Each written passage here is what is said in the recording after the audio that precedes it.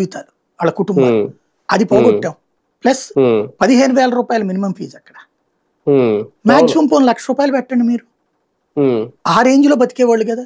ఇప్పుడు 25 లక్షలు తీసుకుంటారా 50 లక్షలు తీసుకుంటారా ఆడిష్టం. మీరేమని చెప్పారు? సెల్ఫ్ ఫైనాన్స్ పేరుతో కొన్ని సీట్లను ఎక్కువ రేటుకు అమ్ముకుంటున్నాడు జగన్మోహన్ రెడ్డి, సైకో అన్నారు. ఇప్పుడు మీరేం చేస్తున్నారు? కాలేజీలు ఇచ్చేసి మేము సైకోలం కాదు మేము గొప్పవాళ్ళం అని చెప్తున్నారు. ఎవరికి చెప్పాలి ఇది? సార్, తాజాగా జగన్ కోర్ టీమ్ తో నిర్వహించిన సమావేశంలో భవిష్యత్ కార్యాచరణ ప్రణాళిక వేసే విధంగానే ఆయన కొన్ని నిర్ణయాలు తీసుకున్నారు అక్కడ. అంటే ఈ డిజిటల్ బుక్ కూడా అనేది కార్యకర్తలకు ఒక భరోసా కల్పించడమా, ఇన్యాక్టివ్ గా ఉన్న వాళ్ళని యాక్టివ్ చేసే ఆలోచన?